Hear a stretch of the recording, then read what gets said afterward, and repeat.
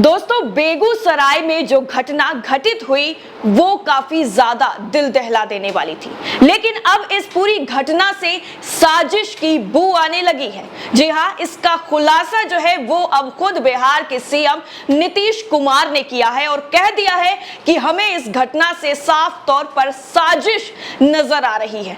दरअसल बिहार के बेगूसराय में बाइक सवार बदमाशों के गोलीकांड से लोग दहशत में हैं, लोग बाहर निकलने से डर रहे हैं। और ये पूरी घटना जो है वो मंगलवार शाम को हुई थी, जिसमें गोलीकांड में 10 से 11 लोगों को गोली मारी गई, जिनमें से 31 साल के चंदन कुमार की मौत हो गई थी। इसको लेकर बीजेपी बिहार की सरकार को लगातार घेरने की कोशिश कर रही थी, महागठबंधन की सरकार पर निशाना साध रही थी। लेकिन इस बीच अब बिहार के मुख्यमंत्री यानी नीतीश कुमार, जिनके बोलने का सभी लोग इंतजार कर रहे थे, उनका बयान खुलकर सामने आ गया है, जिसमें उन्होंने क्या कुछ कहा है वो आपको बताएंगे। दरअसल नीतीश कुमार ने कहा है कि जो एक बार हो गया तो समझ लीजिए कि कहीं भी कुछ भी हो सकता है। जिस तरह से बदमाशों के हौसले बुलंद हैं और शायद ये साजिश की गई है, उससे ये साफ हो जाता है कि आज सुरक्षा व्यवस्था को भेद कर भी अपराधी जो हैं वो किसी भी घटना को अंजाम दे सकते हैं। नीतीश कुमार ने आगे कहा कि हमने अधिकारियों को कह दिया है कि एक एक चीज पर नजर रखें। मैंने तो ये भी कहा है कि एक बार अगर हो गया है तो समझ लीजिए कि कहीं भी कुछ भी हो सकता है, जिससे आपको सतर्क रहने की जरूरत है। बेगूसराय की घटना एक एक चीज की पूरी जांच होगी और जो भी इसमें दोषी होगा उसको सजा सख्त से सख्त दी जाएगी। उन्होंने ये भी कहा कि हमने सबको साफ तौर पर सचेत भी कर दिया है। इतना ही नहीं, सीएम ने यह भी साफ कर दिया कि इस घटना से साजिश की जो बू आ रही है उसकी तह तक हम जाएंगे।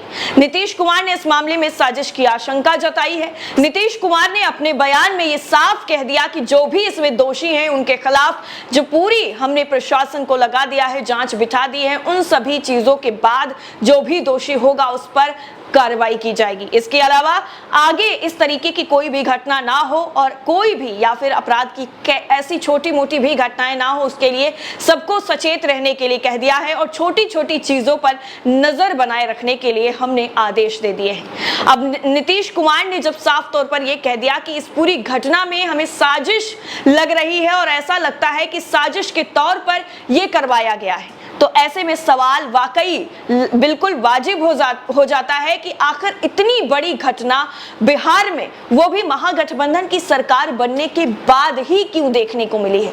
या फिर इसमें साजिश की कोई घटना है या फिर जानबूझकर इन चीजों को करवाया गया है? क्योंकि नीतीश कुमार के बयान से यही लग रहा है। आगे वो अपने बयान में कहते हैं कि अति पिछड़ी जाति के लोगों को निशाना बनाया गया है। हमने अधिकारियों को साफ तौर पर निर्देश दे दिए हैं सख्त कि किसी भी तरह की लापरवाही ना बरती जाए।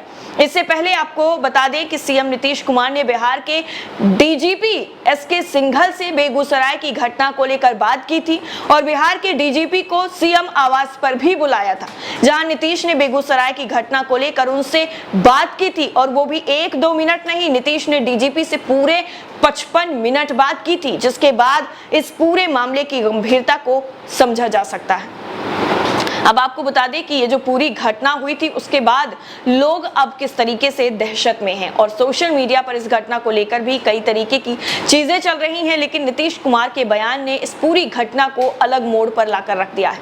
अब ये सारी चीजें जो हैं वो साफ हो जाएंगी जब इस पूरे मामले में पूरी रिपोर्ट निकलकर सामने आएगी, पुलिस प्रशासन की जांच पूरी हो जाएगी और असल में ये घटना करने वाले पकड़े जाएंगे, क्योंकि अभी तक उनको पकड़ा नहीं गया है। हालांकि 2 लोगों को शक के आधार पर संदिग्ध मानकर हिरासत में जरूर लिया गया था, लेकिन उन दोनों ने इस घटना से इनकार कर दिया है। तो अब फरार बदमाशों का जब कोई सुराग नहीं मिल रहा है तो ऐसे में पूरी जो टेंशन है वो पुलिस प्रशासन की जरूर बढ़ती हुई नजर आ रही है। लेकिन आरोपियों की धरपकड़ के लिए 3 टीमें बना दी गई हैं, जो कई जगहों पर लगातार दबिशें दे रही हैं। इसके साथ ही पूरे मामले में इससे पहले सीएम नीतीश कुमार ने जिस तरीके से डीजीपी से बात की और इस पूरे मामले की जानकारी ली और बात करने के बाद उनको आदेश दिए हैं, वो काफी ज्यादा अहम है। इतना ही नहीं, इसके अलावा कई और मुद्दों पर सीएम नीतीश कुमार ने मीडिया से बातचीत की और मीडिया से मुखातिब हुए। उनमें से एक एक मुद्दा यह भी है कि प्रशांत किशोर से जो मुलाकात की गई थी उसके क्या मायने हैं।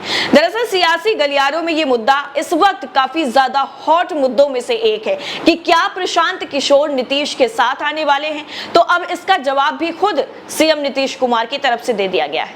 बिहार में सियासी सरगर्मियों के बीच प्रशांत किशोर जो हैं वो मंगलवार को मुख्यमंत्री नीतीश कुमार से मिले थे। इस बात की पुष्टि खुद सीएम ने की।